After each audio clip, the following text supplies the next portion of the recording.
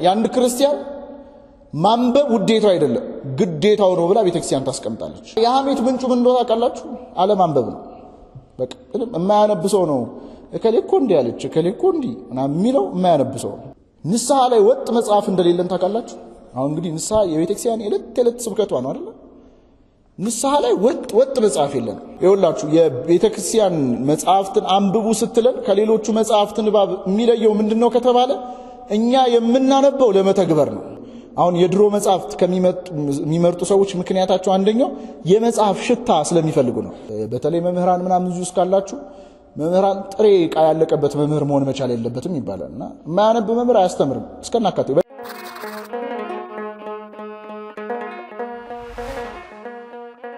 በስመ አብ ወወልድ ወመንፈስ ቅዱስ አሐዱ አምላክ። በስመ አብ ወወልድ ወመንፈስ ቅዱስ አሐዱ አምላክ። በስመ አብ ወወልድ ወመንፈስ ቅዱስ አሐዱ አምላክ አሜን። እግዚአብሔር አምላክን የምትወዱት እሱ እግዚአብሔር አምላክ አብልጦ የሚወዳችሁ የሉል እግዚአብሔር ቤተሰቦች እንደምን ዋላችሁ? እንደምን እስከ ሰዓት ቆያችሁ? አሜን። የአምላካችን የሉል እግዚአብሔር ስም ከአጽናፈ ዓለም እስከ አጽናፈ ዓለም የከበረና የተመሰገነ ይሁን። አምላካችን ሉል እግዚአብሔር ቢወድና ቢፈቅድ በማስታወቂያ ላይ እንደተመለከታችሁት ከኔ ጋር የምንቆይበት ርዕስ የሚሆነው ቅዱሳት መጻሕፍትን እንዴት እናንብብ የሚል ይሆናል። ለነቢያቱ ለሐዋርያነ አበው ጥበብ ምስጢር ማስተዋል የገለጠ እግዚአብሔር መንፈስ ቅዱስ በመካከላችን ተገኝቶ ጥበብን ምስጢርን ማስተዋልን ይገልጥልን ዘንድ የሱ አምላካችን ቅዱስ ፈቃድ ይሁንልን።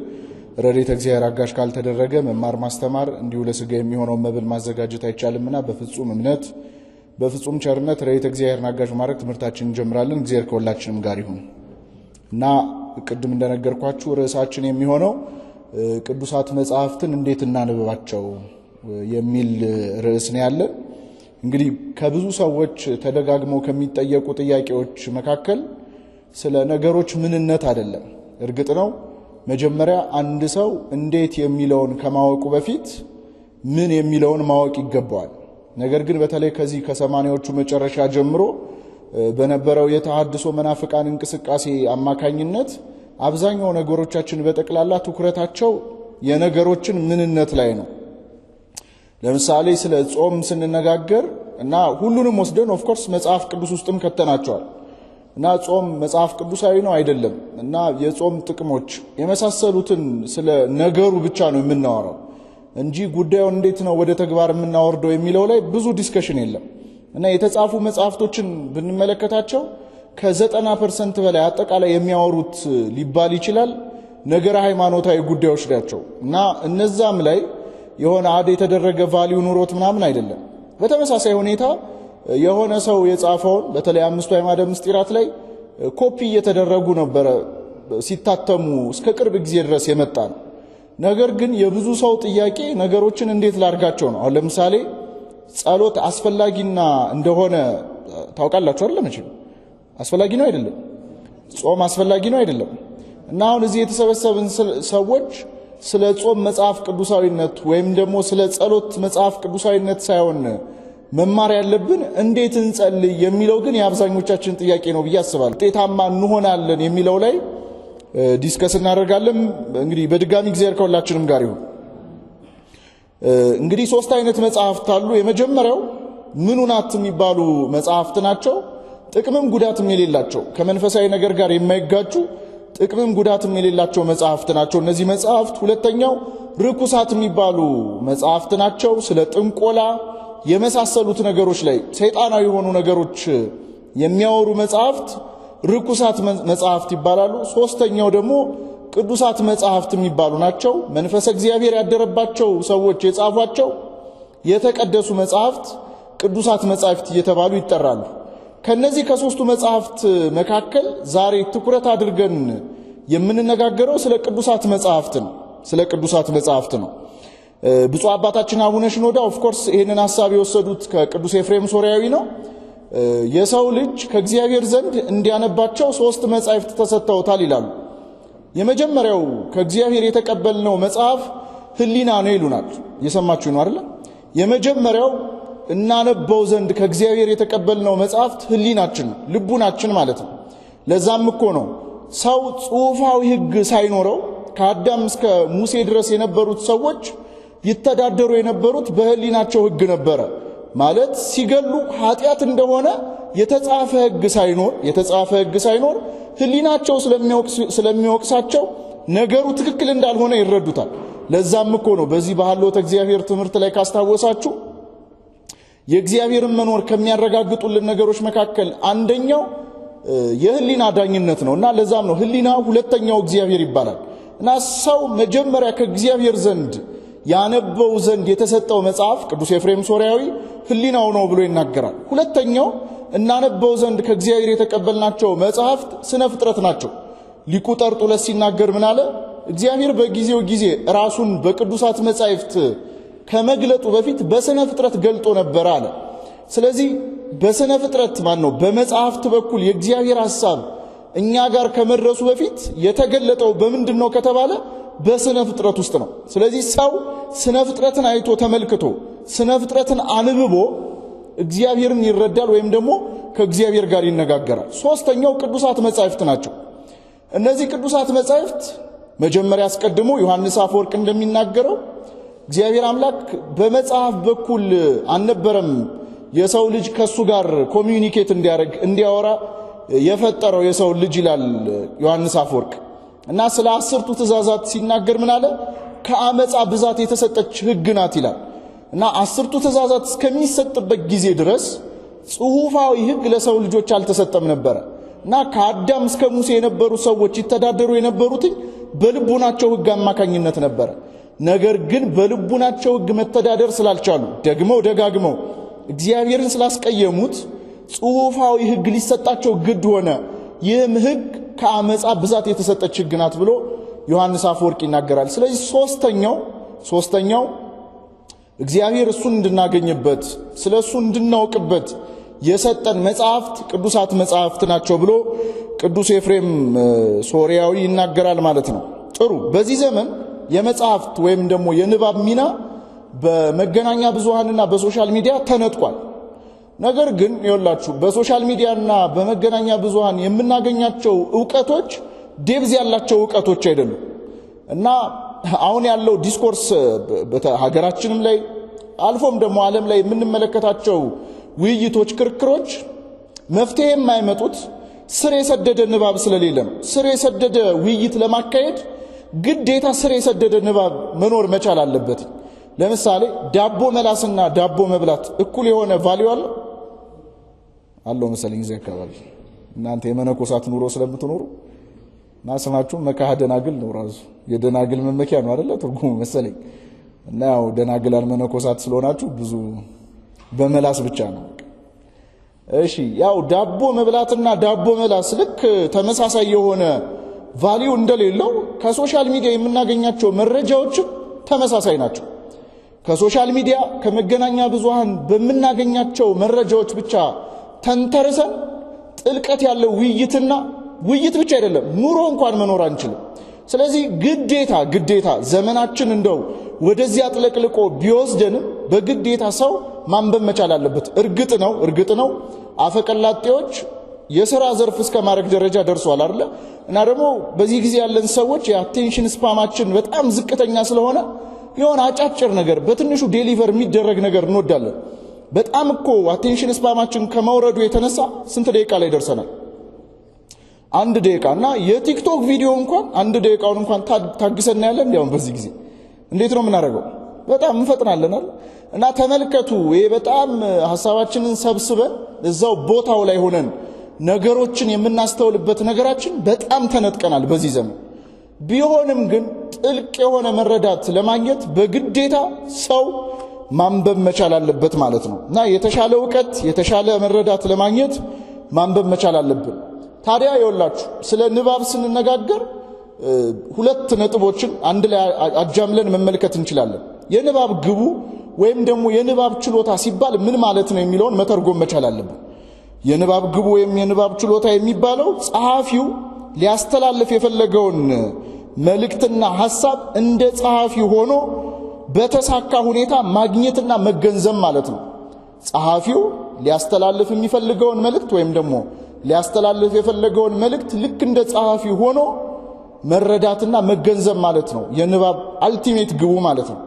አሁን ወደ ሌሎቹም ወደ ምኑናት መጻሕፍት ከርኩሳት መጻሕፍት ውጭ ያሉትን ማለት ነው እና ቅዱሳት መጻሕፍትን ስንመለከታቸው ግዴታ የጸሐፊውን ሐሳብ ማግኘት መቻል አለብን። ለምሳሌ በቅዱሳት መጻሕፍት ውስጥ የሚገኙት ሐሳቦች የማን ሐሳቦች ናቸው? የማን ሐሳቦች ናቸው? ስለዚህ መረዳት መቻል ያለብን ማን እንዳለው ነው? እግዚአብሔር እንዳለው ነው። ስለዚህ የንባብ ግቡ ወይም ደግሞ የንባብ ችሎታ የሚባለው ጸሐፊው ሊያስተላልፍ የፈለገውን መልእክት ወይም ሐሳብ እንደ ጸሐፊው ሆኖ ያንን ሐሳብ ማግኘት ወይም ያንን ሐሳብ መገንዘብ መቻል ማለት ነው። ጥሩ የንባብ ጥቅሞቹ ምንድናቸው? ማለት ወደ ንባብ እንዴት እናንብብ ወደሚለው ሐሳብ ከመግባታችን በፊት ጥቅሙ ምንድነው? ምን ይጠቅመናል የሚለውን በተወሰነ ሐሳብ እንዳስ። የመጀመሪያው የንባብ ጥቅም በብዙ ተጋድሎ አባቶቻችን ያገኙትን ልምድና ዕውቀት በትንሽ ሰዓት ማግኘት ነው። እንግዲህ አባቶቻችን በብዙ ተጋድሎ ያገኙት ዕውቀትና ልምድ አለ። ያንን ዕውቀትና ልምድ በተወሰኑ ሰዓታት በተወሰኑ ዕለታት ማግኘት መቻል ነው እና እንደውም መጋቢ ሐዲስ እሸቱ ምን ብለው ይናገራሉ? 100 ዓመት ኖሮ ከመማር 100 ዓመት ከኖሩት መማር ይላሉ። እና አንዳንድ ጊዜ አንዳንድ ጉዳዮችን ግዴታኛ አድርገናቸው ወይም ደርሰውብን መማር አይጠበቅብንም። ለምሳሌ የእሳትን ማቃጠል ሰው ግዴታ እሳቱን ነክቶ መረዳት መቻል አለበት እንዴ? ከተቃጠለ ሰው መማር መቻል አለበት። ወይም ደግሞ የተቃጠለ ሰው አይቶ ወይም ተቃጥዬ ነበር ብሎ የሚነግረንን ሰው አይተን ተረድተን ሰምተነው ያንን ነገር ከማድረግ ነው መከልከል መቻል ያለብን። በገዳም ውስጥ ለረጅም ጊዜ ይኖሩ የነበሩ መነኮሳት ነበሩ እና ከሆነ ጊዜ በኋላ 2 መነኮሳት ያንን ገዳም ተቀላቀሉት እና የገዳሙ አበምኔት ገዳሙን ይፈትነው የነበረውን ሰይጣን ያንን ገዳም ለመፈተን የተመደበውን ሰይጣን አግኝተው ጠየቁት፣ አዋሩትኝና በገዳም ውስጥ ስለነበሩ ተጋድሎች የመነኮሳት ተጋድሎች እንዲነግራቸው ከዛ እንደ ችግር የተፈጠረበትም ነገር ካለ ምንድነው የሚለውን እያናዘዙት ነውና ምን ብሎ ነገራቸው? ለረጅም ጊዜ ይሄ ገዳም ሲኖር በገዳም ውስጥ ያሉ መነኮሳት ብዙም አይፈትኑኝም ነበር። ነገር ግን አሁን ቅርብ ጊዜ የገቡ 2 መነኮሳት አሉ እና እኒህ 2 መነኮሳት ግን አብልጠው ሊፈትኑኝ ስራ ጀምረዋል ብለው ነገራቸውና ምን ቢጀምሩ ነው እኔ 2 መነኮሳት እንደ ችግር የተመለከታቸው ብለው ጠየቁትኝ እና በቤተ መጻሕፍት ውስጥ ለረጅም ዓመታት አቧራ እላያቸው ላይ ተከምሮ የነበሩትን መጻሕፍት እያራገፉ ለንባብ እያዋሏቸው ነው እና ታዲያ ይሄ አንተን ምን ያስቀይማል? አንተ ላይ የሚፈጥረው ችግር ምንድነው ብለው ሲጠይቁት መጻሕፍቱን ካነበቧቸው እኔን እንዴት ማሸነፍ እንዳለባቸው ያውቃሉ ብሎ መለሰላቸው። ስለዚህ ልክ ቅዱስ ኤፍሬም ሶርያዊ ሲናገር ምን አለ? የጥንት ክርስቲያኖች ትክክለኛ ክርስቲያኖች ስለሆኑ የሚጽፏቸው መልእክቶች በትክክል ክርስትና እንድንረዳ የሚያደርጉን እሱ ብቻ አይደለም ዲያብሎስን እንዴት መርታት እንዳለብን ጭምር የምንማርባቸው ናቸው ብሎ ቅዱስ ኤፍሬም ሶርያዊ ይናገራል። ስለዚህ እነዛን መጻሕፍት ስናነብ አሁን እኮ በዚህ ዘመን እኮ የዛሬ 7000 ዓመት እኮ አዳምን በጣለበት ፈተና እኮ ነው አሁንም እኮ በተመሳሳይ ሁኔታ እኮኛ ያንን ፈተና የምንወርቀው። ለምን ከተባለ ከዕውቀት ማነት የተነሳ ነው። አንደኛው ምክንያት ያው ህዝቤ ዕውቀትን ከማጣት የተነሳ ጠፋ አይደለም የሚለው። ስለዚህ ዕውቀትን ከማጣት የተነሳ እነዛን ኃጢያቶች ደጋግመን እንሰራቸዋለን። በጣም በሚያሳዝን ሁኔታ እንደው እድሉ ገጥሟችሁ በየሰንበት ትምህርት ቤቱ እንኳን ተውት፣ እንደው ምሳሌውን ላለማራቅ በየሰንበት ትምህርት ቤቱ እየዞርን እንኳን ብንመለከት ፈተናችን ተመሳሳይ ነው። በጣም ነው የሚደንቀኝ። ተውት አሁን የሰንበት ትምህርት ቤት ከተመሰረተ ስንት ዓመቱ ነው? ስንት 60 እና ወደ ኋላ 40 ዓመትና 50 ዓመት ተጉዘን ብንመለከተው የዛሬ 50 ዓመት ሲፈትናቸው የነበረውን ፈተና ነው እኛንም የሚፈትነን። ምክንያቱ ምንድነው ከተባለ ከዛ መፈተን ብቻ እኮ አይደለም፣ በተፈተነው ፈተና እንወርቃለን። ይሄኔ እኮ የዛሬ 40 ዓመት 50 ዓመት የነበሩት የሰንበት ትምህርት ቤት እኮ አገልጋዮች እኮ ፈተናውን ድል አድርገው እኮ አክሊል ተቀዳጅተውበት እኮ ሊሆን ይችላል። ነገር ግን ያንን ነገር እኛ ስለማናውቀው ፈተናው ባጋጠመን ጊዜ ድል ማድረግ አይደለም በፈተናው የምንረታ ሰዎች እንሆናለን። ስለዚህ ዲያብሎስ ራሱ አብልጦ የሚፈራው ምንድነው ከተባለ እነዛን መጻሕፍት መርምሮ የሱን ፈተና ድል ማድረጊያ ዕውቀቶችን የሚያገኙበትን ሰዎች አብልጦ ይፈራቸዋል፣ አብልጦ ይጠላቸዋል። ስለዚህ መጻሕፍት ስናነብ በረጅም የህይወት ጉዞ ተጋርሎ የተገኘ የነጠረ ዕውቀት ባጭር ዕለታት ወይም ደግሞ ባጭር ሰዓት እንደማግኘት ነው ጥቅሙ ማለት ነው። ይሄ የመጀመሪያው ነው። ሁለተኛው በመጽሐፍ በሚገኘው ዕውቀት ማደግና በአካል በማናገኘው ሰው ሜንቶር እንደመደረግ ነው። እንደምታውቁት ሰው በተለይ በዚህ በወጣትነት ጊዜ ላይ ሁለት ነገር ለማደግ ሁለት ነገር ያስፈልገናል። የመጀመሪያው ፌሎሺፕ ነው፣ ሁለተኛው ሜንቶርሺፕ ነው። ፌሎሺፕ ሲባል ትንሽ የሆነ ፕሮቴስታንታዊ ኮንሰፕት ይሆናል አይደል?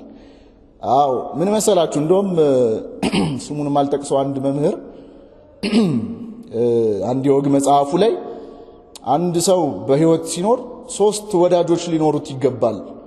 የመጀመሪያው የሚያዛቸው የሱን ቃል ብቻ የሚሰሙት፣ ሁለተኛው የሚገዳደሩት፣ ሶስተኞቹ ደግሞ እሱን ጋይድ የሚያደርጉት እና በእነዚህ በሶስቱ ወዳጆች ካልተዋቀረ አንድ ሰው ማደግ አይችልም ብሎ ይናገራልና እንደውም የአንድ ጦጣ ታሪክ ነው። አይ ቲንክ ከረሳሁት ዝንጀሮ ይሁን ጦጣ ነገሰች አንዲት ዝንጀሮና ከበላይዋ ይሄንን አታድርጊ። አሁን ለምሳሌ እናንተ ታላላቆች የሆነ ሰንበት ትምህርት ቤት ውስጥ የሆነ ስራ ሲሰራ ተው ይሄን አታድርጉ ይሄንን አድርጉ የሚሉ ሰዎች አሉ አይደል? ትልልቆቹ ማለት ነው። በብዛት ሰንበት ትምህርት ቤት ውስጥ እንደዚህ አይነት ሰዎችን አንፈልግም ታውቃላችሁ አይደል? እና እኛ እንደልባችን ብቻ ነው መጓዝ የምንፈልገው።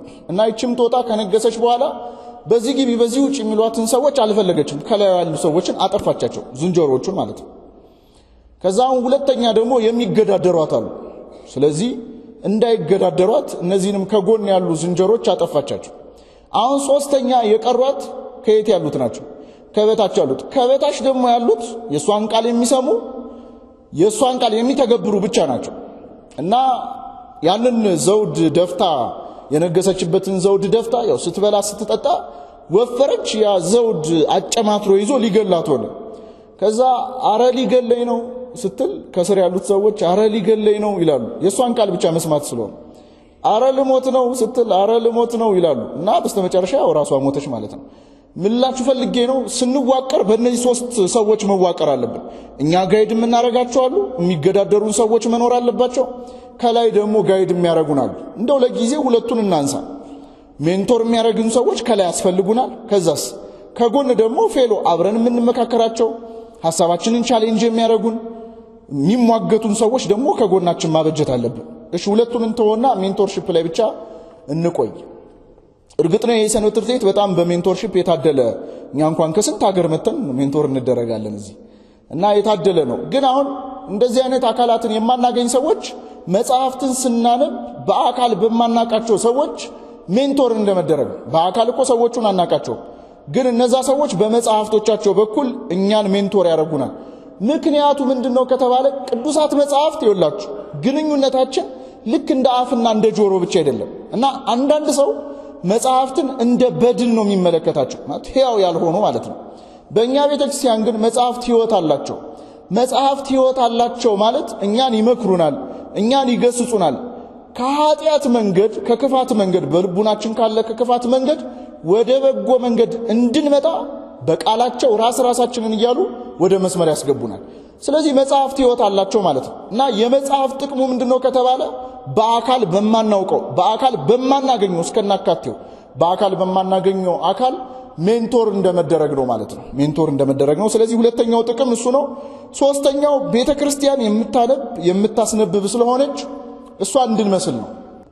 ስለዚህ ቤተክርስቲያን ደግሞ የምታነብናት ማለት ያው አራያዋ ክርስቶስ ራሱ ነው። እንግዲህ የመጽሐፍት ሁሉ ማዕከል እሱ ክርስቶስ ሆኖ ሳለ በምኩራብ ውስጥ ተገኝቶ አምላካችን ክርስቶስ መጽሐፍ አነበበ እና እሺ ቀረብ እናርገውና ለኛ ለኢትዮጵያውያን ደግሞ አራያ የሚሆነን ጃንደረባው ነው አይደል? ጃንደረባው በዛ ሁሉ ውጣ ወረድ ውስጥ ያነብ ነበር፣ የማያውቀውን የማያስተውለውን መጽሐፍ ጭምር ማለት ነው። ስለዚህ ንባብ ይገባል ማለት ነው። ስለዚህ ቤተክርስቲያን የምታነብ መጽሐፍት የምታነብ ቤተክርስቲያን ናት ማለት ነው። እንዴት ማለት መሰላችሁ? በሥርዓተ አምልኳችን ውስጥ እንኳን ብንመለከተው ቅዳሴያችን 3 ክፍል አለው። ከ3ቱ ክፍሎች መካከል አንደኛው ክፍል የምን ክፍል ነው የሚባለው? የንባብ ክፍል ነው የሚባለው። ሕፃን ሆነን ወደ ቤተ እግዚአብሔር ስንመጣ የመጀመሪያው ደረጃችን ምን ማድረግ ነው? የመጀመሪያው ደረጃችን ንባብ ነው። ንባብ ቤት እኮ ነው የምንገባው። የመጀመሪያው ደረጃችን ተውት። በተጨማሪ ደግሞ ብንመለከት እንደ ግዴታ አድርጋ ደግሞ ቤተክርስቲያን የአንድ ክርስቲያን ማንበብ ውዴታው አይደለም ግዴታው ነው ብላ ቤተክርስቲያን ታስቀምጣለች።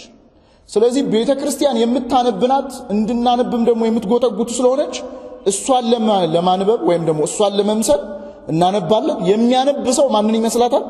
ቤተክርስቲያን ይመስላታል ማለት ነው። አራተኛው እግዚአብሔርን ማግኘት ከዛም ደግሞ ፈቃዱን ማወቅና በዛም በፈቃዱ መጠቀም ነው። እሺ ወደዚህ እናወርደውና ዮሐንስ አፈወርቅ ከንባብ በፊት ስለሚጸለይ ጸሎት ሲናገር ወይም ደግሞ ስለሚጸለየው ጸሎት ያንን ጸሎት ሲጸልይ ምን አለ? ቃልህን አንብቤ ፈቃድህን እረዳ ዘንድ የልቦናዬን ዓይኖች አብራልኝ ብሎ ጸለየ። ቃልህን ምን አድርጌ አንብቤ ምንህን እረዳ ዘንድ ፈቃድህን። ስለዚህ ተውት፣ በዚህ ዘመን እኮ ያለን ሰዎች በዚህ ዘመን ብቻ አይደለም የክርስቲያን የብዙዎቻችን ክርስቲያኖች ጥያቄ ፈቃድ እግዚአብሔር አይበዛበትም? ምን ልስራ? ከትምህርት ቤት ፊልድ መረጫ ጀምሮ ምን ፊልድ ብመርጥ ነው እግዚአብሔር ፈቃድ እንላለን አይደል? ከዛ ደግሞ እጮኛ ስንመርጥ ደግሞ እንደው እግዚአብሔር ፈቃዱ ነው እንላለን። ያው ጋብቻ ምናምን ተያይዞ ጉዳዮች ምን መርጠው ስራ ምናምን የእግዚአብሔር ፈቃድ ነው። በእያንዳንዱ ጉዳይ ላይ ብቻ የእግዚአብሔር ፈቃድ እንደሆነ በምን ለወቅ የሚል ጥያቄ የአብዛኞቻችን ጥያቄ ነው። የእግዚአብሔርን ፈቃድ አንድ ሰው ማወቅ የሚፈልግ ከሆነ ማወቅ የሚችለው በቅዱሳት መጻሕፍት ውስጥ ነው። ይሄ መጀመሪያው ነው። ሁለተኛ እግዚአብሔርን የምናገኝባቸው ናቸው ቅዱሳት መጻሕፍት። ልክ በመጽሐፍ ልበ አምላክ ዳዊት እንደተናገረ እግዚአብሔር ለሕዝቡ በመጽሐፍ ይናገራል አለ። እግዚአብሔር ለሕዝቡ በምንድን ነው የሚናገረው? በመጽሐፍ። ስለዚህ ሰው እግዚአብሔርን ለማግኘት ግዴታ ቅዱሳት መጻሕፍትን ማንበብ አለበት። ቅዱሳት መጻሕፍትን የሚያነብ ሰው እግዚአብሔርን የሚያናግር ሰው ነው ማለት ነው። እና ለዛም ነው እኮ በቤተ ክርስቲያናችን ከተጠሩ አባቶች መካከል ለምሳሌ ቅዱስ እንጦንስን ብንመለከተው አባታችን ቅዱስ እንጦንስ እንግዲህ የውርስ ጉዳይ ከቤተሰቦቹ ጋር ያከራክረው ነበረ። ከዛ በቤተ ክርስቲያን ውስጥ መጥቶ መጽሐፍ ሲነበብ ይሰማል እና በእለቱ የሰማው መጽሐፍት ደግሞ ሀብትን ንብረትን ሽጦ ክርስቶስን ስለመከተል የሚያወራ ነው። ምን አደረገ? ሀብቱን ንብረቱን ሽጦ ለድሆች አከፋፍሎ እሱ እግዚአብሔርን ተከተለ። ስለዚህ መጽሐፍትን ብቻ የመጽሐፍትን ንባብ ብቻ ሰምተው መጽሐፍትን ብቻ አንብበው ወደ እግዚአብሔር መንገድ የመጡ ሰዎች አሉ። ስለዚህ ሰው እግዚአብሔርን የሚያገኘው የእግዚአብሔርን ፈቃድ መረዳት የሚችለው በመጽሐፍ ቅዱስ ውስጥ በቅዱሳት መጻሕፍት ውስጥ ነው ማለት ነው። ጥሩ። አምስተኛው ነጥባችን እቺ ትንሽ ለሰንበት ተማሪ የምትሆን ሐሳብ የተለያዩ ወሬዎችንና አሉባልታዎችን ያርቃል። መጽሐፍ ንባብ የተለያየ ወሬና አሉባልታ ያርቃል። የሐሜት ምንጩ ምን እንደሆነ ታውቃላችሁ? አለማንበብ ነው። በቃ የማያነብ ሰው ነው እከሌ እኮ እንዲህ አለች እከሌ እኮ እንዲህ ምናምን የሚለው የማያነብ ሰው።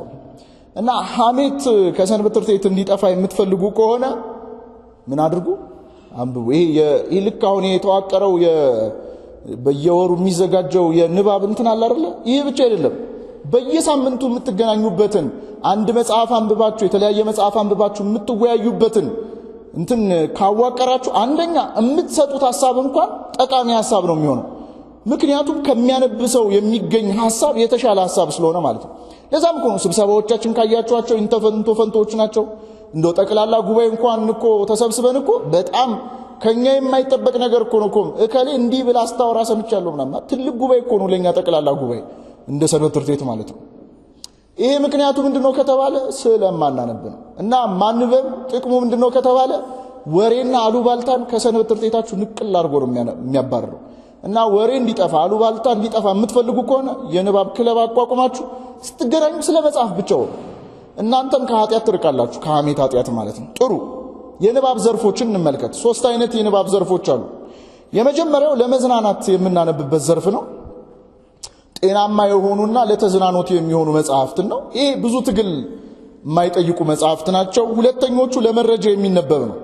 ማለት በዕለት በዕለት ባለ እንቅስቃሴ መረጃ ለማግኘት የምናነባቸው መጽሐፍት ጋዜጣ ሊሆን ይችላል፣ መጽሔት ሊሆን ይችላል። እነዚህ መረጃን ብቻ ለማግኘት የምናነባቸው ናቸው። እነዚህም ይሄ ማለት በጣም ጥረት የሚጠይቅና ከኛ አቅም የሚጠይቅ ጉዳይ አይደለም። ሶስተኛው ለመገንዘብ የምናነበው ንባብ ነው። ይሄ አንድን ዕውቀት በትክክል ለመረዳት ስንፈልግ የምናነብበት የንባብ ዘርፍ ነው ማለት ነው። ስለዚህ ስንት ዘርፎች አነሳ? የሰማችሁ ይማል ስንት ዘርፍ አነሳ? 3። የመጀመሪያው ምንድነው አልኳችሁ? ለመገንዘብ። ሁለተኛው የመጀመሪያው ለመዝናናት፣ ሁለተኛው ለመረጃ፣ ሶስተኛው ለመገንዘብ። ጥሩ። እንደምታውቁት በቤተክርስቲያናችንም እንግዲህ እኔ መጽሐፍ አላገኘውም እንዴት እናንብብ የሚል መጽሐፍ አላገኘው። እና በሴኩላሩ ዓለምም አንድ መጽሐፍ ነው ያለው How to read a book የሚል አድለር ሞርቲመር የሚባል አንድ ጸሐፊ የጻፈው መጽሐፍ አለና ይሄ ጸሐፊ የንባብ ደረጃዎችን በአራት ወገን አድርጎ ያስቀምጣቸዋል እና እነዚህን የንባብ አራት ደረጃዎች እኛ ካለንበት ደረጃ ጋር አነጻጽረን በተወሰነ እንመልከት። የመጀመሪያው የንባብ ደረጃ ኤሌመንተሪ ሪዲንግ የሚባለው ነው ወይም ደግሞ የመጀመሪያ ደረጃ ንባብ የሚባለው። ይሄ የመጀመሪያ ደረጃ ንባብ የሚባለው ከመጽሐፍ ጋር የሚኖረን የመጀመሪያ ዕለት ግንኙነት ማለት ነው እና እዚህ ደረጃ ላይ የሚገኙ ሰዎች የመጀመሪያው የፊደል ቅርጽ ይለያሉ። ከዛ ፊደሎችን አንድ ላይ አድርገው አረፍተ ነገር መመስረት ይችላሉ፣ ቃል መመስረት ይችላሉ። ከዛ ቃላትን አንድ ላይ አድርገው አረፍተ ነገር መመስረት ይችላሉ፣ ያንን ማንበብ ይችላሉ። እና እዚህ ደረጃ ላይ ያሉ ሰዎች በብዛት የሃይ ስኩል ተማሪ ሆነን የምንሆንበት ደረጃ ነው። ሃይ ስኩል አካባቢ ሆነን የምንሆንበት ደረጃ ነው እና የተጻፉ መጽሐፍትንም ደግሞ ቀላል በሆነ መንገድ ብቻ የምናነብበት ደረጃ ነው። ልካው ለምሳሌ እዚህ የተሰበሰብን ሰዎች ለአንድ ባዕድ ቋንቋ ብንጋለጥ እንድናነብ እንድንማር ብንጋለጥ የሚኖረን የመጀመሪያ ደረጃ ማለት ነው። አረበኛ ብትማሩ እንዲሁ ዝም ብላችሁ አረበኛ ሳትማሩ ማለት ዝም ብለ ገልጠት አነባለን። መጀመሪያ ፊደል ትለያላችሁ አይደል? ከዛ የፊደል ድምጽ ቅርጹን ትለያላችሁ።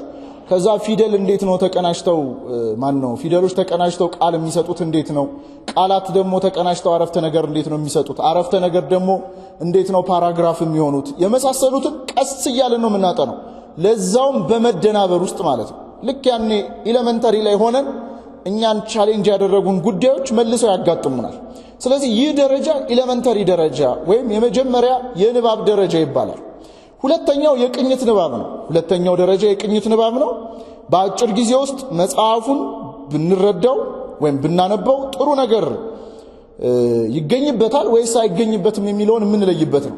ይህን መጽሐፍ ባነበው ጥሩ የሆነ ነገር አገኝበታለሁ ወይስ አላገኝበትም የሚለውን በፍጥነት የምናነብበት የንባብ ደረጃ ነው እና ከጊዜ ጋር የሚገናኝ ነው። ብዙ ሰዎች ይህንን የንባብ መንገድ አይመክሩትም፣ ግን አንዳንድ ሰዎች ይህንን የንባብ መንገድ አይመክሩትም፣ ግን ብዙ ሰዎች ይህንን የንባብ መንገድ የሚመክሩበት ምክንያት አንዳንድ መጽሐፍት ልክ አንብበናቸው ስንጨርስ ምን ነው ባላነበብኩት የምንለው አይነት መጽሐፍ አለ አይደል? ማለት ይዘት ከኮንቴክስት አኳያ ማለት ነው። ማለት ይዘቱ ከይዘቱ አኳያ ምንም እዚህ ግባ የማይባል አይነት ይዘት ያለው መጽሐፍ ሆኖ የምናገኛቸው በጣም የምንበሳጭባቸው ጊዜያት አሉ እና እነዚህን መጽሐፍት በትክክል አንድ ሰው ለመለየት የሚጠቀምበት ቅኝታዊ ንባብ ስኪሚንግ ይሉታል እነሱ። ቅኝታዊ የንባብ መንገድ እየተባለ የሚጠራው ነው እና በዚህ የንባብ ደረጃ ላይ ምንድነው የምናደርገው? አጠቃላይ የመጽሐፉን ቅርጽ ነው የምንዳስሰው። የመጽሐፉን ቅርጽ ማለት ከከቨር ፔጅ ጀምረን በዚህ የመጀመሪያ የሚነበበው ገጹ ከቨር ፔጁ ነው፣ የመጀመሪያው ገጹ እና ከቨር ፔጅ ማለት በመጽሐፍ ውስጥ ጸሐፊው ሊያስተላልፈው የፈለገውን መልእክት ስዕላዊ እንኳን ባይሆን ጽሁፋዊ በሆነ መንገድ የሚገልጥበት መንገድ ነው። ስለዚህ የመጀመሪያው የምናነበው ከቨር ፔጁን ነው። ከቨር ፔጁን ካየን በኋላ ስለ መጽሐፉ የተወሰነ አንደርስታንዲንግ ይኖረናል። እንገባና ስኬሌተኑን ነው የምናየው። ስኬሌተን ማለት ማውጫውን ማለት ነው። ማውጫው ምን አይነት ኮንተንቶች ይዟል፣ ምዕራፉን፣ ከዛ ሰብ ምዕራፍ ደግሞ አለው አይደለ? እነሱን እንመለከታለን።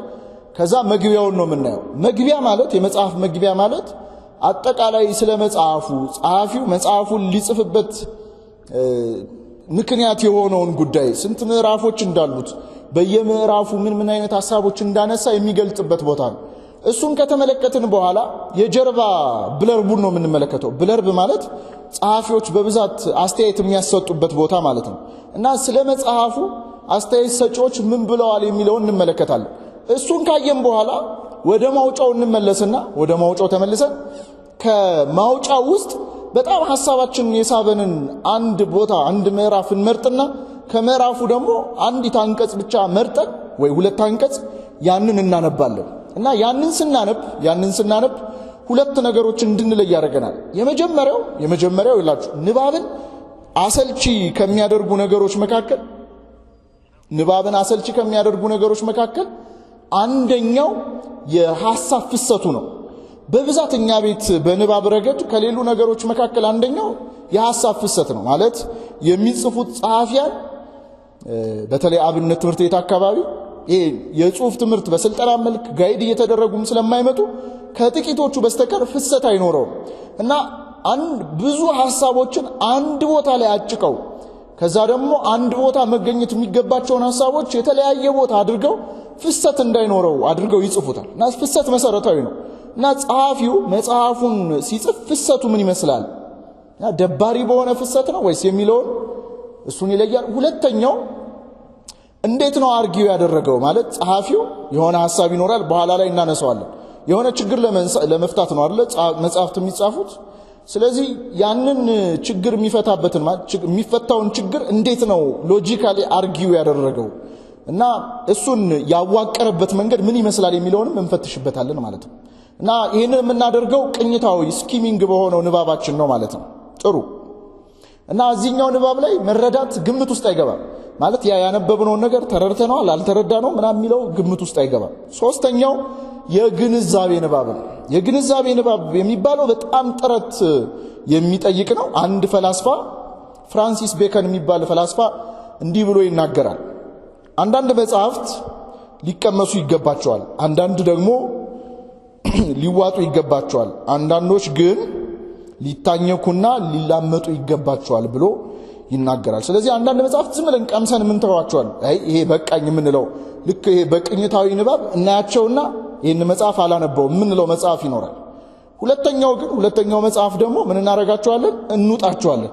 አንድ አንብበናቸው መረዳታችን ከጸሐፊው እኩል ስለሚሆን ማለት አንዳንድ መጽሐፍ ቶሎ አንብባችሁ ከገባችሁ የጸሐፊው አንደርስታንዲንግ እና እናንተ አንደርስታንዲንግ ነገሮችን የምትረዱበት መንገድ ኦልሞስት አቻ ነው ማለት ነው። ስለዚህ እንዲህ ያሉትን መጽሐፍት በቃ እንውጣቸዋለን። አንዳንድ መጽሐፍት ግን የሚታኘኩና የሚላመጡ መጽሐፍት አሉ። ምን አይነት መጽሐፍት ከተባሉ የሚደጋገሙ ማለት ነው። ይህንን ሐሳብ ዶክተር ጓለ ገብረ ዮሐንስም በከፍተኛ የትምህርት ዘይቤ የሚለው መጽሐፋቸው ላይ በተመሳሳይ ሁኔታ ያነሱታል። ስለዚህ የሚደጋገሙ የሚከለሱ መጽሐፍት አሉ ማለት ነው። አንዴ ብቻ አንብበናቸው የማናልፋቸው።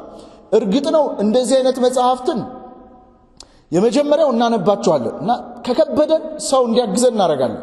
ሰው ማያግዘን ከሆነ በራሳችን ጥረት ተፍጨርጭረን ወደ ጸሐፊው አንደርስታንዲንግ መረዳት ለማድረግ እንሞክራለን። ካልሆነ የመጨረሻው ምርጫችን ሞርቲመር አድለር ምን ይላል መጽሐፍቱን መተው ነው ብሎ ይናገራል።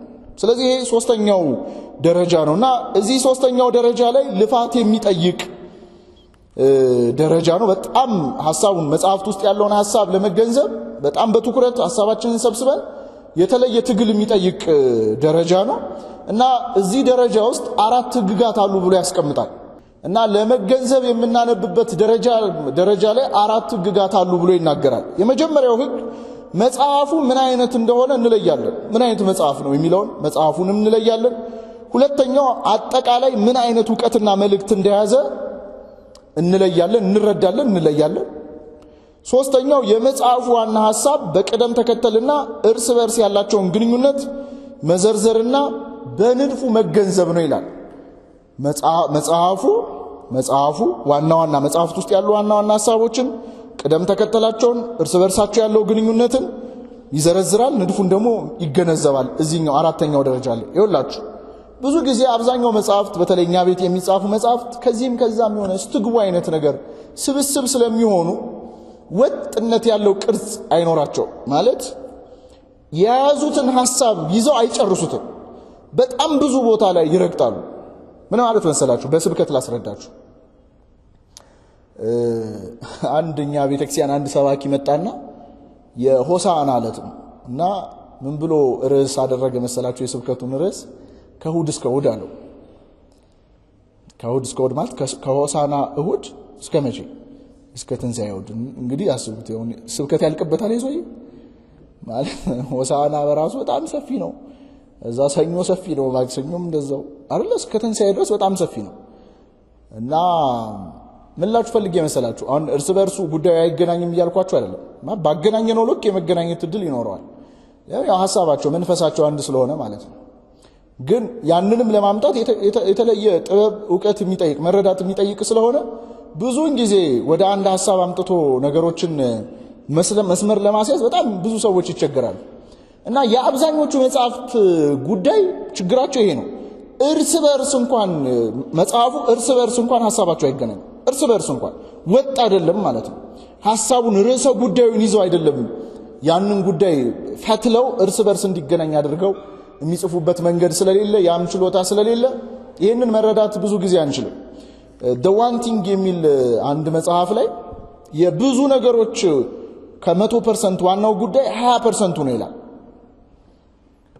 እሺ አሁን ሀገራችን ውስጥ ያሉ ሀብታሞች ሀገሪቱ ውስጥ ካሉት ሰዎች 20% ናቸው። ሰምታችሁኝ ገብቷችኋል አይደል?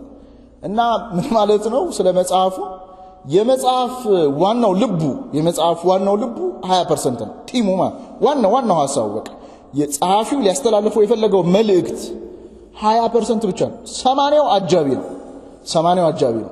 ስለዚህ አንድ አንባቢ ለግንዛቤ ሲያነብ በሶስተኛ ደረጃ ሊያደርግ የሚገባው ጉዳይ የመጽሐፉ ልብ ያቺ 20%ቷ ምንድናት የሚለውን ነው ፈልፍሎ ማግኘት መቻል ያለበት።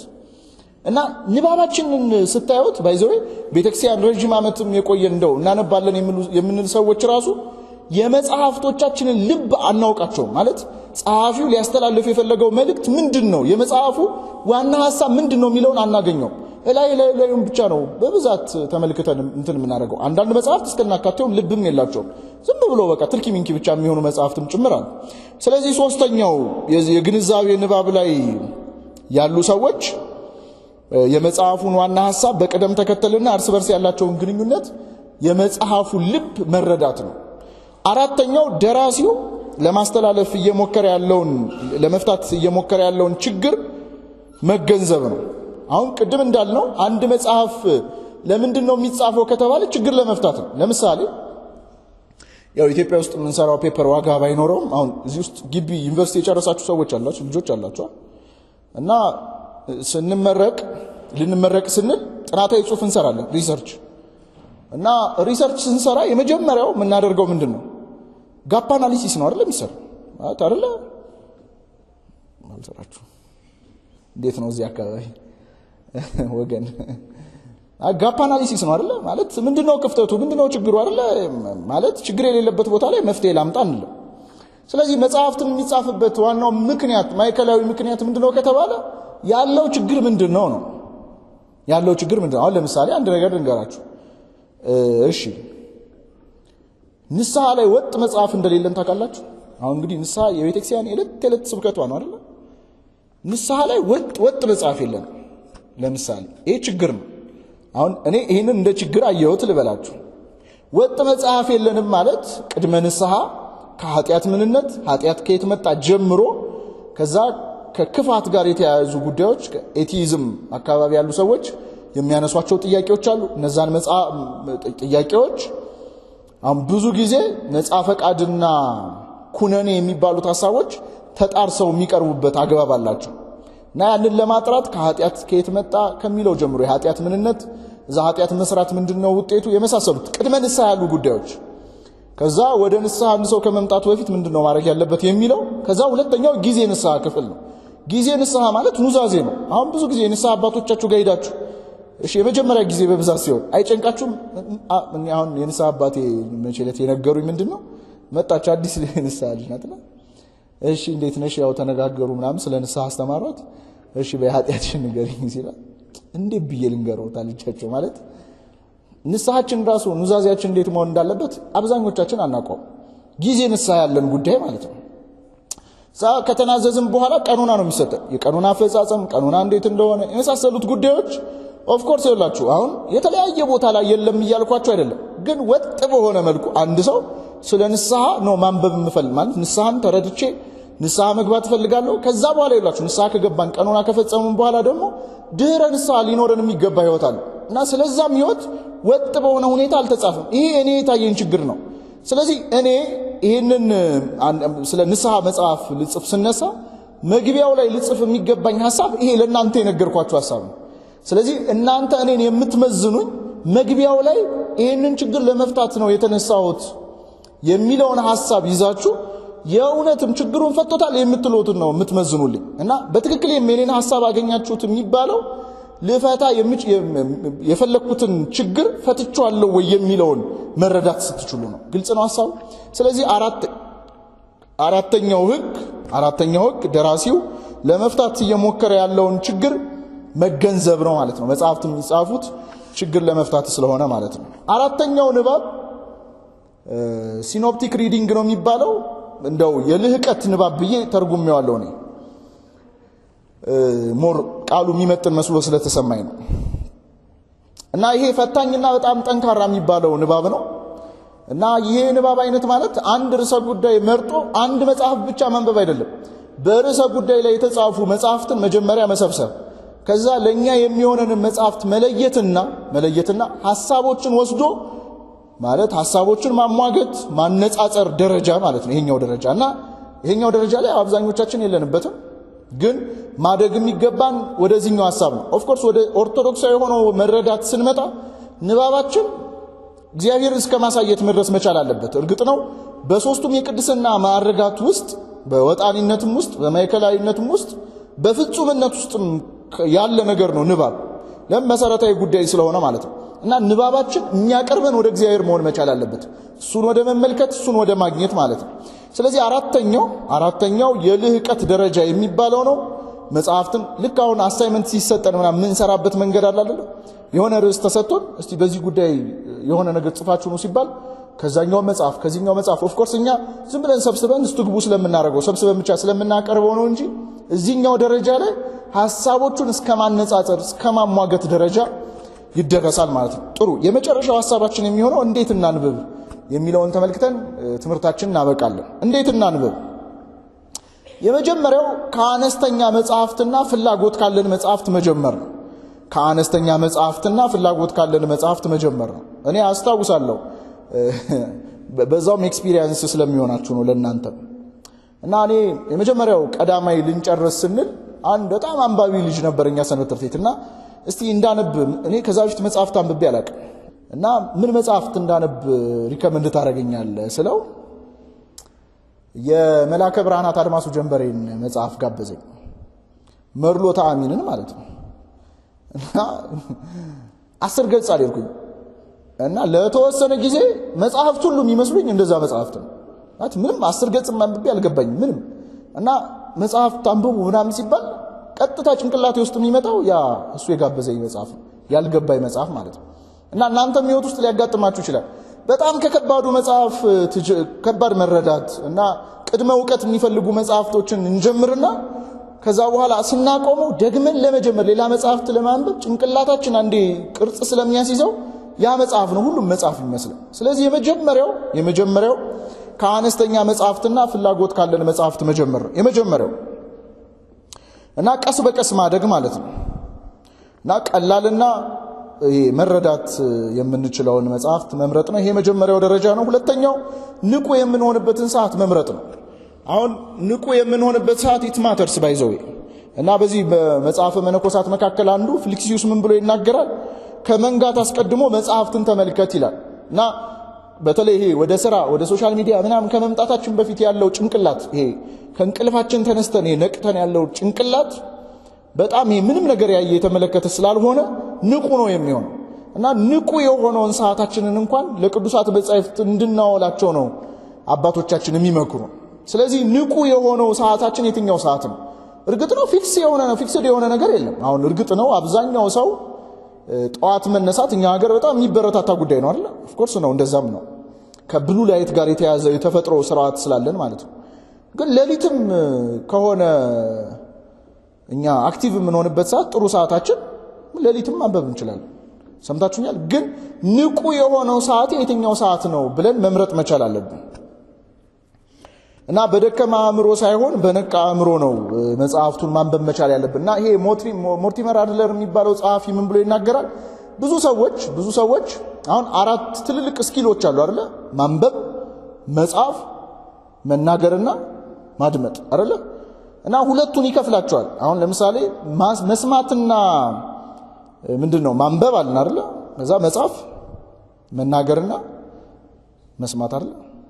አሁን ሁለቱ ብዙ እንትን የማይፈልጉት ማንበብና መስማት ናቸው አይደል? የኛን እንትን የማይፈልጉት ብዙ ኢፈርት የማይፈልጉት። አሁን መናገርም ኢፈርት ይፈልጋል ማለት ንቁ መሆንን ይጠይቃል። ስናው ለምሳሌ ብዙ ድክም ብዬ ምናምን ላወራ እችላለሁ እንዴ? በተመሳሳይ ሁኔታ መጻፍና ማንበብ ብዙ ጊዜ ትኩረት የሚፈልጉት ሁለቱ ጉዳዮች ናቸው እየተባለ ይነሳል ይወራል። ነገር ግን አንድ ሰው ሲያነብም በተመሳሳይ ሁኔታ ልክ እንደ ሁለቱ ንቁ መሆን መቻል አለበት ብሎ ይናገራል። እና ምሳሌ ሲሰጥ ምን ይላል? በኳስ አቀባይና በኳስ ተቀባይ መካከል ያለውን ግንኙነት ያነሳል። እና ኳስ ለምሳሌ ስታየው አሁን ተቀባዩ እንዳቀባዩ ኮንሺየስ መሆን የለበት ማለት ንቁ መሆን የለበት ወይ ዝም ብሎ ቸልተኛ ወይም ደግሞ ፍዝዝ ያለ ቢሆን ይችላል።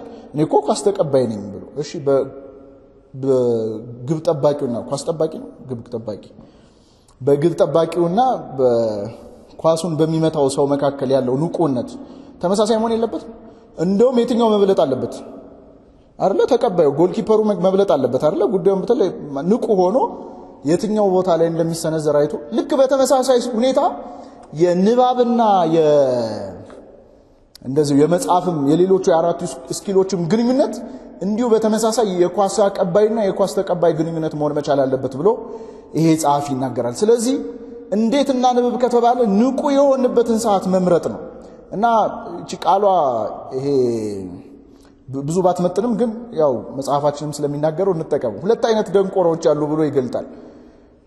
እና የመጀመሪያዎቹ ማንበብ የማይችሉና ማንበብ ችለው የማያነቡ ሰዎች ይላል።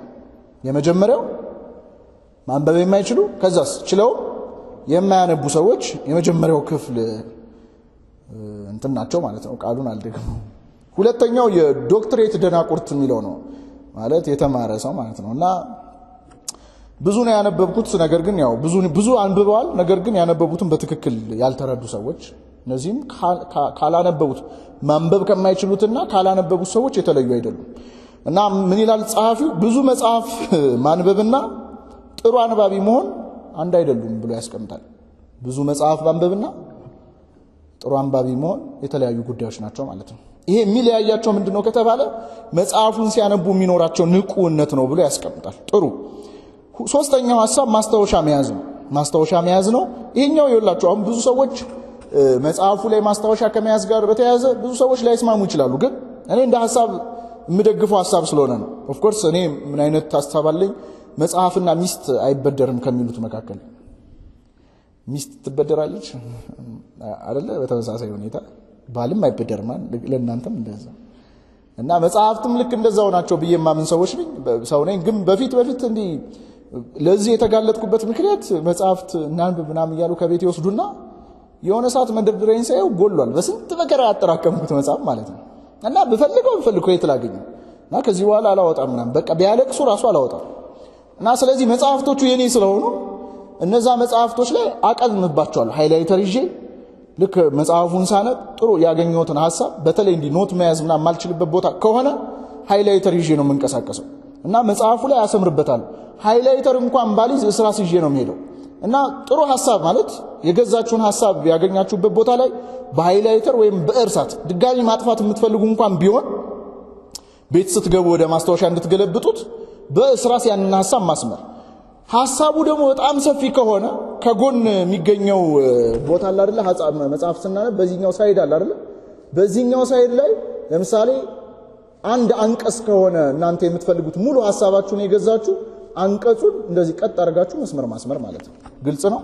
እና አሁን ብዙ ጊዜ ይወላችሁ እርግጥ ነው አሁን ለምንድነው መጽሐፍ ላይ ማታሰምረው ምናምን ሲባል ወይ ማታቀልመው ሲባል ሌላ ሰው እኮ ስለሚያነበውና እንዳይረብሸው ምናምን እንላለና በፍጹም አይደለም። እሺ እኛ ያገኘነውን ሐሳብ ሌላ ሰው እንዳያገኘው ነው ማለት ያው ተንኮለኞች ስለሆነ ይሄ የታወቀ ሐሳብ ነውና ብዙ እንደዚህ ጻድቅ አንጫወት ማለት እንደው ለሰውየው አዝነንለት ማለት ነው። እና ስለዚህ ማስታወሻ መያዝ በእንደዚህ አይነት ረጅም ደግሞ ክፍል ሲኖራቸው ከጎኑ ላይ ማስመር ነው። ከዛ ሶስተኛው በአጀንዳ ወይም ደግሞ በደብተር መጻፍ ነው። እና በደብተር ወይም በአጀንዳ ስንጽፍ የመጀመሪያው ልናደርግ የሚገባው ጉዳይ በራስ ግንዛቤና አባባል ሐሳቦቹን መግለጥ ነው። በራስ ግንዛቤና አባባል ሐሳቦቹን መግለጥ ነው።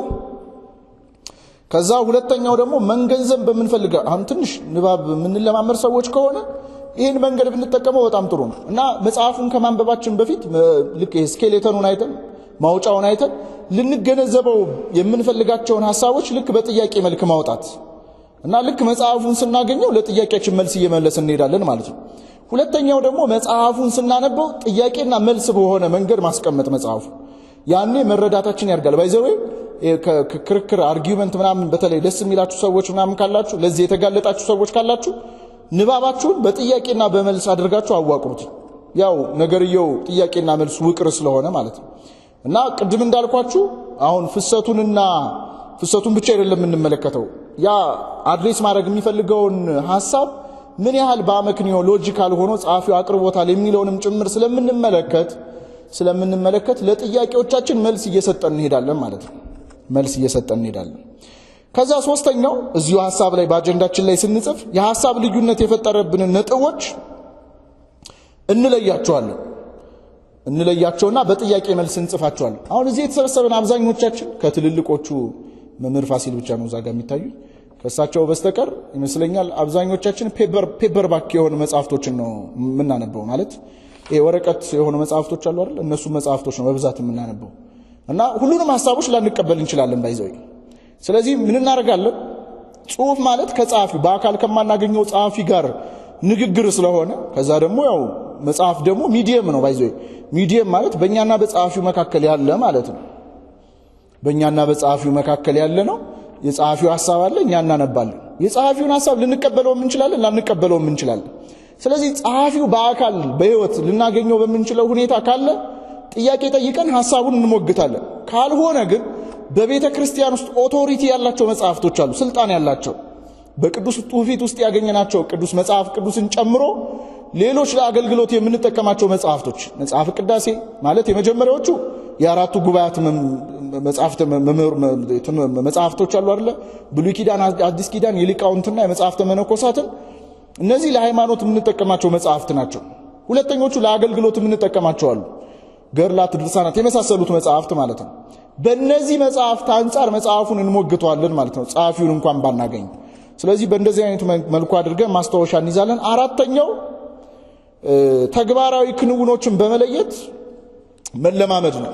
ይኸውላችሁ የቤተ ክርስቲያን መጽሐፍትን አንብቡ ስትለን ከሌሎቹ መጽሐፍት ንባብ የሚለየው ምንድነው ከተባለ እኛ የምናነበው ለመተግበር ነው። ለምንድነው አልኳችሁ? የሆነ በእውቀት ለመራቀቅ አዋቂ ነኝ ለማለት ምናምን አይደለም። ካልተገበር ነው ዋጋ የለውም። እኛ ላይ እንደውም አብልጦ ሊያስፈርድብን ይችላል። ለዛም ነው ቅዳሴያችን እኮ ቅዱስ ወንጌል ልክ ተነቦ ካለቀ በኋላ ይህንን የወንጌል ቃል እንሰራው ዘንድ እንላለን ይላሉ አይደል አባቶቻችን። ምን እናረጋው ዘንድ? እንሰራው ዘንድ። ለመስራት ነው የምናነበው፣ ለምንም አይደለም። የሐሙስ ውዳሴ አምላክ ጸሎት ላይ ቅዱስ ባስልዮስ ምን ይላል? በቅዱስ ማንበብን እንዲሰጠው ይጸልያል። ማንበብን ብቻ አይደለም የቅዱሳት መጻሕፍትን ምስጢር መረዳትን እንዲሰጠው ይለምንና እንድኖረው ምርዳኝ እንድተገብረው ምርዳኝ ደግሞ ይላል።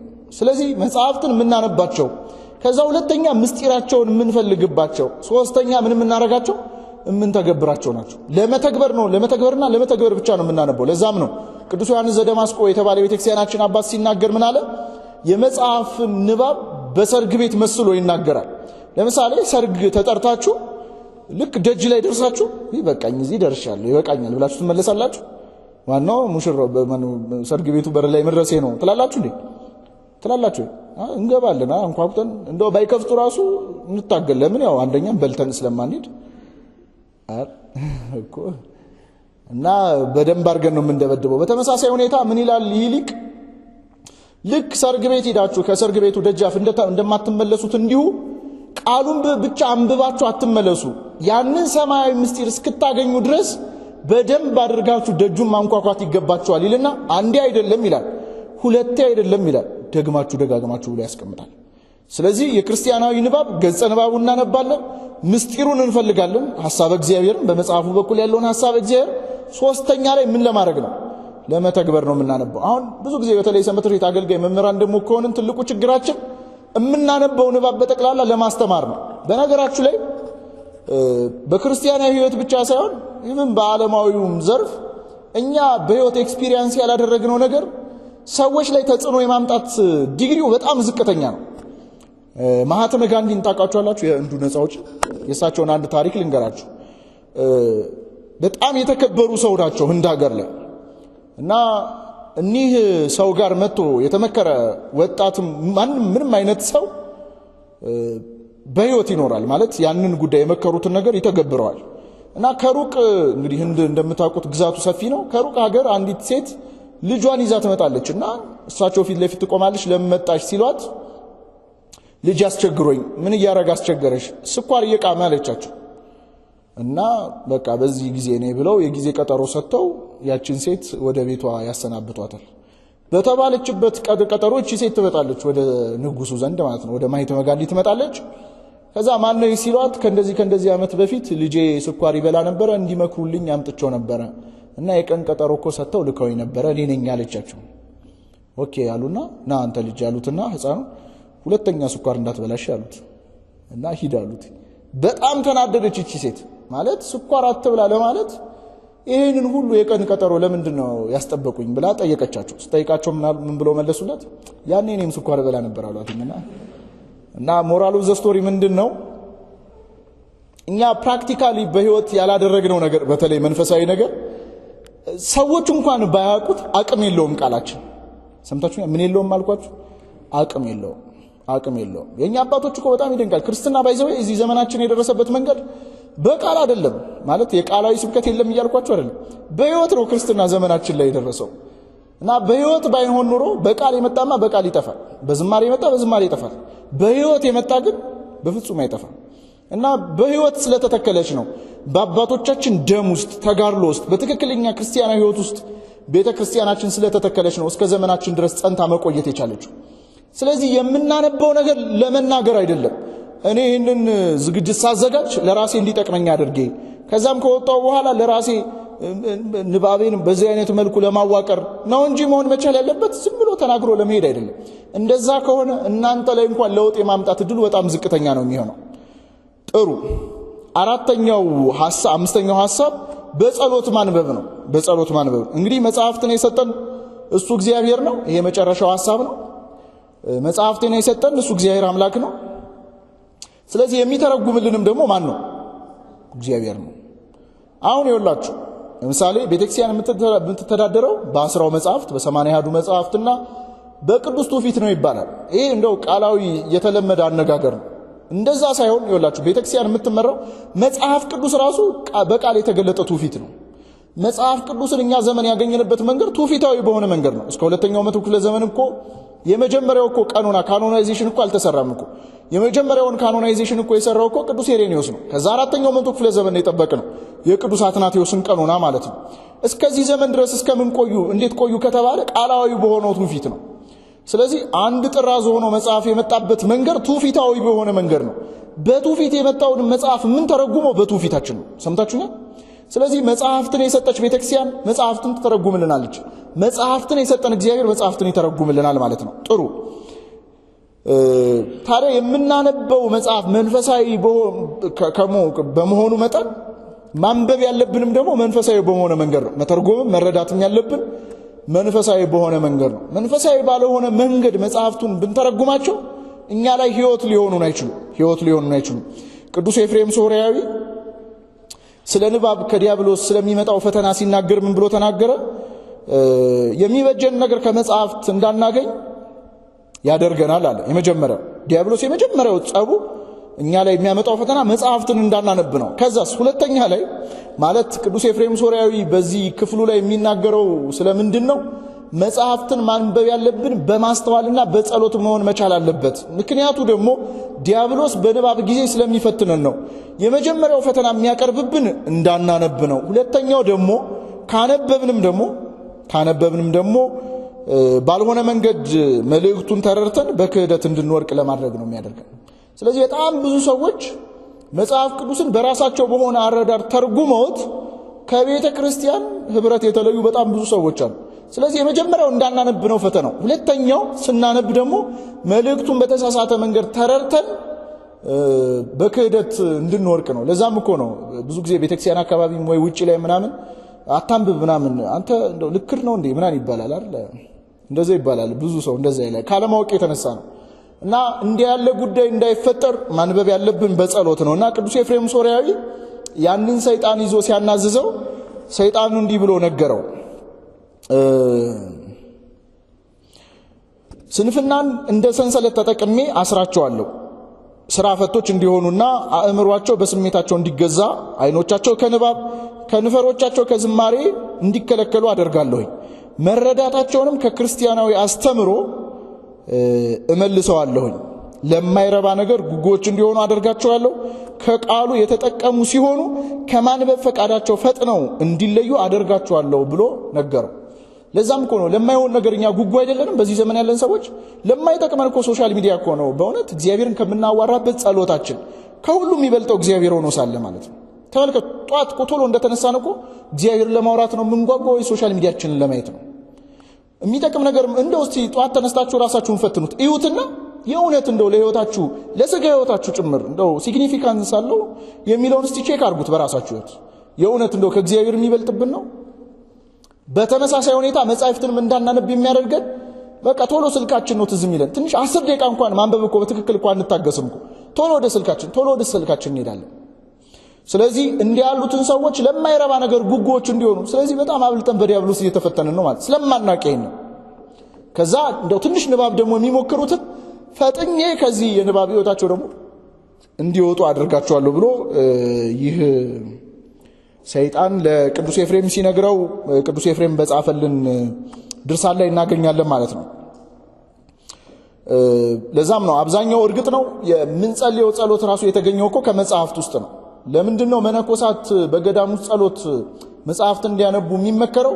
መጽሐፉን ከመደጋገማቸውና ከማንበባቸው የተነሳ ወደ ተመስጦ ምስጢሩን ወደ መረዳት ከዛ ምስጢሩን ከተረዱት በኋላ ወደ ጸሎትነት እንዲቀይሩት ጭምር እና አብዛኞቹ ጸሎቶቻችንን ከተመለከታችኋቸው መጽሐፍቶች ናቸው አስቀድመው። ስለዚህ መጽሐፍት እንኳን ጸሎት እንኳን የተገኘው ከመጽሐፍት ውስጥ ነው። ስለዚህ የማያነብ ሰው መጽሐፍትን እንኳን ጸሎት እንኳን እንዴት ማድረግ እንዳለበት አያውቅም ማለት ነው። እና አባ ጆሮም የተባለ የቤተክርስቲያናችን ሊቅ ሲናገር መጽሐፍትን በመናነበብበት ጊዜ በጣም ዲያብሎስ ይዋጋናል እና ከሚያመጣብን ውጊያ መካከል አንደኛው እንቅልፍ ነው ይላል። ለዛም እኮ ነው ልክ እንቅልፍ የማይወስድ ከሆነ ምንግለጥ ይባላል። ያኔ ወዲያው አይደል ለሽ ነው አይደል? እና አባ ጆሮም ምን ብሎ ይናገራል? እንቅልፍ የሚል ከሆነ መጽሐፉን ክፈተውና ጸሎት አድርገተኛበት ይላል። እና እርግጥ ዳይሬክትሊ እንኳን እንዳተረጉሙት አጨማዳችሁ መጽሐፉን አደራችሁ። ሌሎች እንዴት እናንብብ ለሚሉት አጋር ማዘጋጀት ነው። ያው እኛ ብዙ ጊዜ ተባብረን ማደግ አንፈልግም አብዛኞቻችን። ግን አጋር ማግኘት ማለት ይወላችሁ ለምሳሌ በየሳምንቱ የተለያየ መጽሐፍ ብናነብ አንዳንድ መጽሐፍ ብናነብ ስንት ሳምንት ነው ያለው? 50 ስንት ሳምንት? 54 ነው 52 ነው በአመት ውስጥ አይደል ያለው? 52 ሁለት ጊዜ ስናጥፈው ስንት ጊዜ ነው ሲባዛ በሁለት? 104 አይደል? 104 መጽሐፍት አንብበናል ማለት ነው። ሰምታችሁኛል? አንድ 3 ደግሞ ብትሆኑ አስቡት 52 ይጨምራል ማለት ነው። ስለዚህ 3 ጓደኛ ማቾች ከሆናችሁ በየሳምንቱ በቃ ቋሚ አድርጋችሁት የሆነች ባይዘይ ብዙ ገጽ እኮ አይደለም 100 ገጽ አሉ በጣም ብዙ መጽሐፍቶች እንደዚህ አይነት ገጽ ያላችሁ። ስለዚህ ሁላችሁም ታነቡና ስላነበባችሁት መጽሐፍት ዲስከስ ማድረጊያ ጊዜ በየሳምንቱ እሑድ ሊሆን ይችላል፣ ሻይ እየጠጣችሁ ወክ እያረጋችሁ ሊሆን ይችላል። እነዛም መጽሐፍት ተወያዩባቸው። አመቱ ሲያልቅ 150 200 መጽሐፍ አንብባችሁ ትጨርሳላችሁ ማለት ነው። ግልጽ ነው። ስለዚህ አጋር ማዘጋጀት በጣም ጥሩ ነገር ነው። ከዛ በየጊዜው ደግሞ የምናነብበትን ስልት ደግሞ ማሳደግ መቻል አለብን። ከዛ ሁሉ ጊዜ መጽሐፍትን አጠገባችን ማድረግ ቦርሳችን ውስጥ ትራስጊያችን ላይ የመሳሰሉት ቦታዎች ላይ መጽሐፍቶቻችንን በአቅራቢያ እንድናገኛቸው ወዲያው ማየት እንድንችል ማለት ነው። እና ትልቁ ጉዳይ ልምምድ ማድረግ ነው። የዚህ ከሃቢት ጋር የተያያዘውን ጥናት ያጠኑ ሰዎች አንድ ሰው በዕለት ተዕለት የሚያደርጋቸው ነገሮች ከ100% 95% ልምዶቹ ናቸው ይባላል። እና 5% ብቻ ነው ኮንሺየስ ሆኖ የሚያደርገው እና 100%ን ሙሉ ኮንሺየሱን ሊያደርግ ቢል ሰውየው ሊያብዱላ ይችላል ይባላል። እና ለምሳሌ ጫማችሁን በየትኛው በቀኝ ነው በግራ ነው የምታደርጉት? የመጀመሪያ አስተዋችሁ ታውቃላችሁ? ጫማ ጧት ስታደርጉ እንደው ካሜራ አስቀምጣችሁ ብታዩት ሁሌ ጧት ጫማችሁን ስታደርጉ በቀኛችሁ የምታደርጉ ከሆነ ሁሌ በቀኛችሁ ነው የምታደርጉት። በግራችሁ ደግሞ የምታደርጉ ከሆነ ሁሌ ያ ምናችሁ ነው?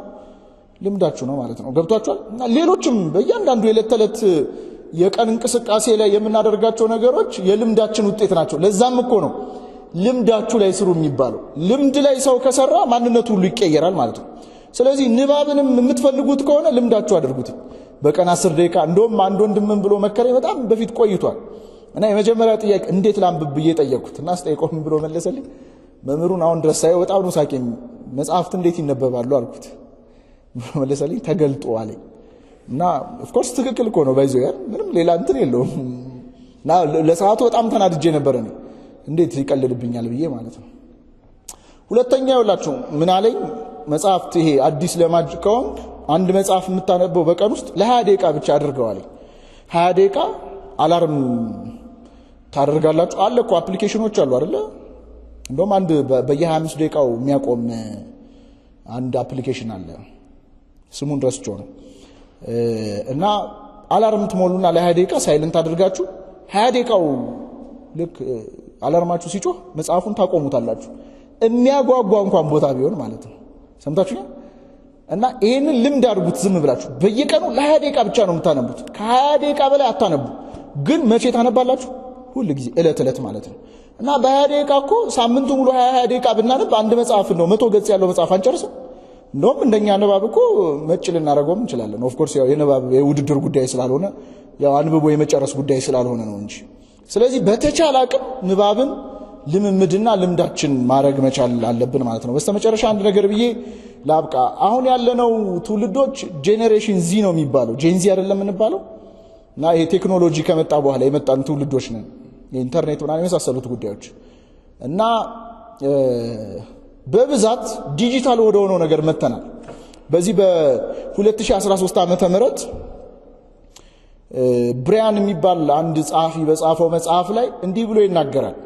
ከአይፓድና በተለይ ከእንትን ኪንድል መምጣት በኋላ ኪንድል ማለት ያው መጽሐፍት የምናነብባቸው ዲጂታል ፎርም ነው እና እነሱ ከመጡ በኋላ ፔፐር ባክ የሆኑት መጽሐፍት ይሄ የህትመት መጽሐፍቶች የወረቀት መጽሐፍቶች ከገበያ ወጥተዋል ይላል። እና ምን ብሎ ይናገራል? 600 መጽሐፍ ቤት የነበረው ሰውዬ አሜሪካ ውስጥ ነው። 600 መጽሐፍ ቤት የነበረው ሰውዬ ሙሉ መጽሐፍ ቤቶቹ ተዘግተዋል።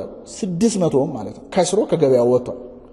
እና አሁን በዚህ ዘመን ይሄ ምንድነው አሁን በፊት የኛ ታላላቆች ምናምን ሲያወሩ ሰማቸዋለሁና እኔ እንትን በጣም ስለምደነቅባቸው እኔ መጽሐፍ ሳነብ ሽታውን እፈልገዋለሁ የሚሉ አሁን የድሮ መጽሐፍት ከሚመርጡ ሰዎች ምክንያታቸው አንደኛው የመጽሐፍ ሽታ ስለሚፈልጉ ነው። ሽታ ማለት ይኸውላችሁ በዚያው ቀላል ጉዳይ አይደለም። አሁን ቤተክርስቲያን ዕጣን የምታጥነው ከአምልኮት ብቻ አይደለም። ሐሳባችን ብቻ ተሰብስቦ አንድ ቦታ ላይ እንዲሆን ነው። አንድ ቦታ መሆን ብቻ ሳይሆን ትውስታም ጭምር ይፈጥራል። ታውቃላችሁ ሽታ በጣም ፓወር ያለው ጉዳይ ነው። ካያችሁ እናቶቻችን ጸሎት መጽሐፋቸው ውስጥ የሆነ መዓዛ ያለው ቅጠል ምናምን ይከታሉ። ለምን ይመስላችኋል? የሆነ የጸሎት መጽሐፉ እንዲታወድ ምናምን አይደለም። ጸሎት ሲጸልዩ ሐሳባቸው ትኩረታቸው ምኑ ጋር እንዲሆን ነው። እና ሽታ በጣም ቫልዩ አለው። እና በጣም ሽታ የሚፈልጉ ሰዎች አሉ። ያንን አተነዋል በዚህ ጊዜ። መጽሐፍ መያዝ የሚፈልግ ሰው የለም እኮ በዚህ ጊዜ።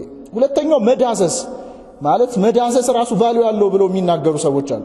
ግን የኛው ዘመን ይሄንን ጉዳይ አተነዋል።